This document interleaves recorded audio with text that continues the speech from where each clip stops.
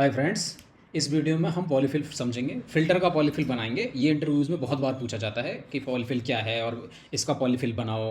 तो देखो समझ लेते हैं। पॉलीफिल एक पैच है और एक फिक्स है और एक फॉल बैक है जो कि उन फीचर्स की भरपाई करता है जो मिसिंग हैं किसी ओल्डर इन्वायरमेंट में या किसी ओल्डर इंजन में मिस है। तो उसकी भरपाई के लिए जो तुम पीस ऑफ कोड जो लिखोगे उसे हम पॉलीफिल कहेंगे।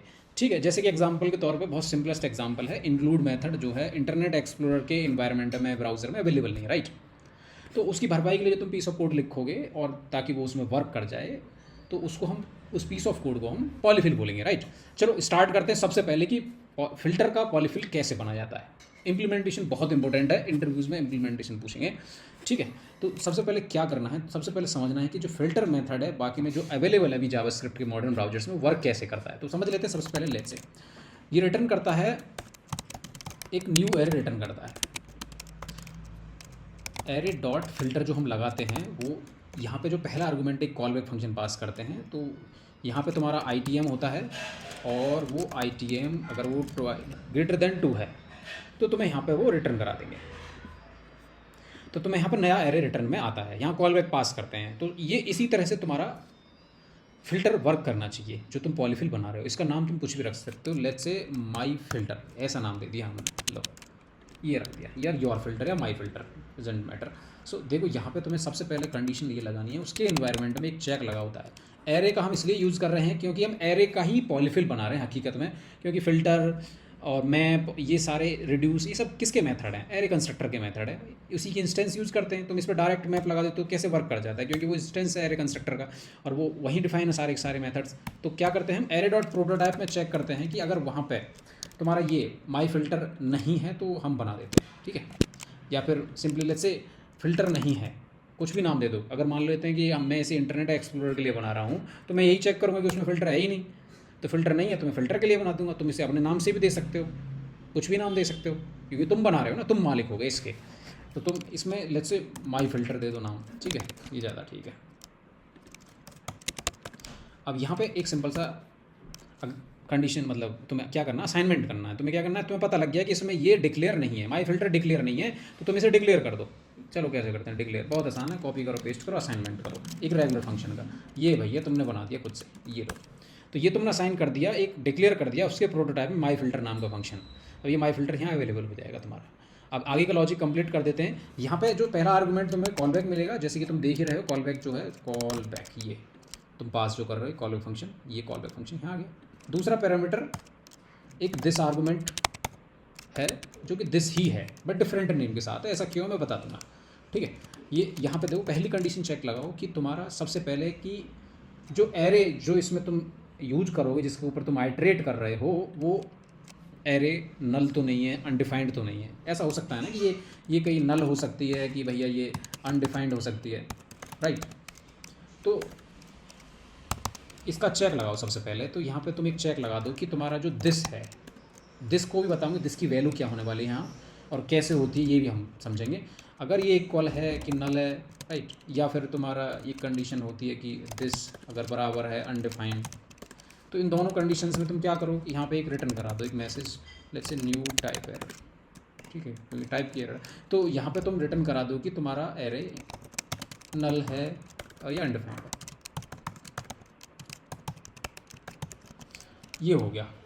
सेम कंडीशन एक और कंडीशन लगाओ यहाँ पे, वो फंक्शन का चेक करने के लिए। फंक्शन बाकी में फंक्शन ही आ रहा है, कॉल बैक में कुछ और तो नहीं आ रहा। सिंपल नंबर भेज दो, क्या पता स्ट्रिंग भेज दो, कुछ भी हो सकता है, बट हमारा तो फंक्शन चाहिए ना हमें यहाँ पे, इसलिए हम यहाँ पे इसका भी चेक लगाएंगे कि ये जो फंक्शन है इसका टाइप भी फंक्शन होना चाहिए। टाइप ऑफ यूज करेंगे, type of function not equal to, अगर नहीं है फंक्शन के बराबर तब हमारे पास ये कंडीशन हमारा एरर थ्रो करेगा, ठीक है, नॉट इक्वल टू।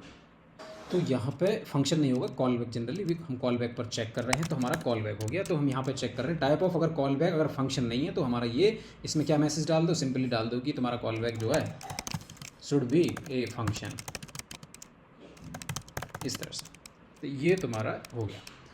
अब समझ लेते हैं कि यहाँ पे दिस की वैल्यू क्या होने वाली है। देखो बहुत आसान है, ये बहुत फंडामेंटल्स में आता है। दिस की जो वैल्यू होती है डिपेंड करती है कि वो किस कॉन्टेक्स्ट के अंदर कॉल हो रही है, किसके अंदर उसे यूज किया जा रहा है, कहाँ यूज किया जा रहा है, उसकी पोजीशन पर डिपेंड करता है। तुम देखो ध्यान से, एक रेगुलर फंक्शन है, फंक्शन उसके अंदर तुम दिस का यूज कर रहे हो, ठीक है। रेगुलर फंक्शन का नाम माई फिल्टर नाम की की में तुम उसे असाइन कर रहे हो, जैसे ऑब्जेक्ट में करते हो। तो माई फिल्टर तुम्हारा एक रेगुलर फंक्शन हो गया, ठीक है। तो उसके अंदर तुम दिस यूज़ कर रहे हो, तो दिस की वैल्यू जो है डिपेंड करती है कि जो ये रेगुलर फंक्शन है ना माई फिल्टर, ये कैसे कॉल किया गया है उस पर डिपेंड करती है दिस की वैल्यू इसके अंदर। तुम ध्यान से देखो माई फिल्टर कहाँ कॉल किया जा रहा है, हम यहाँ कॉल करते हैं उसको, वो एरे पे कॉल किया गया है। तो जो एरे की जो वैल्यू है, यानी जो एरे है, वो यहाँ पे दिस की वैल्यू होने वाली है। तो यहाँ पे इसलिए एरे को ही चेक किया जा रहा है, अगर वो नल है या फ्रेंड डिफाइंड है तो ये थ्रो करे, अगर और फंक्शन पे चेक किया जा रहा है, अगर वो नहीं है तो ये थ्रो करे। तो आगे का लॉजिक देखो बहुत आसान है, सिंपली तुम्हें क्या करना है, सबसे पहले एक सैनिटाइजेशन करना है एक ऑब्जेक्ट का। ऑब्जेक्ट में तुम्हें डाल दो तुम्हारा दिस एक ऑब्जेक्ट ही होना चाहिए, सबसे पहले ये सैनिटाइजेशन करना है, ठीक है।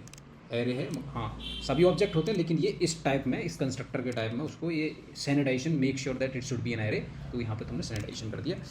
और फिर अगली चीज़ तुम्हें लेंथ निकालनी होगी। तुम्हें ये देखना है कि जो तुम्हारी ऑब्जेक्ट यानी कि जो एरे है उसकी जो लेंथ है वो ग्रेटर देन 0 होनी चाहिए ऑलवेज। ये जो ऑपरेटर है अनसाइंड राइट शिफ्ट, वो इसलिए है देख ये लेंथ जो है एक नॉन नेगेटिव नंबर होना चाहिए।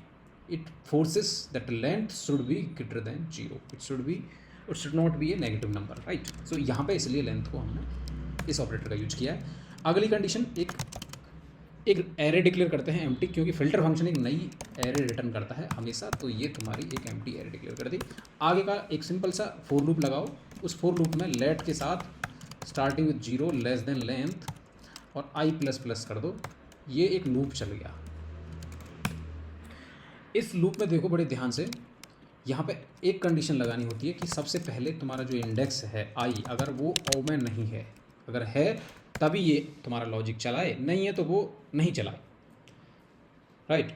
देखो क्यों, अगर तुम्हारा इस कंडीशन को अगर तुम नहीं लगाते हो ना, अगर तुम इंडेक्स को नहीं चेक करते हो ऑब्जेक्ट में, अगर उसमें तुम्हें कुछ एम्प्टी या होल मिल जाए, ये होल कहलाता है जनरली, अगर तुम्हारा कोई एलिमेंट मिस है तो उसे होल बोलते हैं, उस एरे को स्पार्स एरे बोलेंगे, ये स्पार्स एरे। इस तरह की कंडीशन में अगर तुम इस तरह के एरे में अगर तुम इसे चलाओगे और ये कंडीशन ऐड नहीं किए, तो जब तुम इस कॉल बैक को इसके अंदर कॉल करने वाले हो तो फट जाएगा।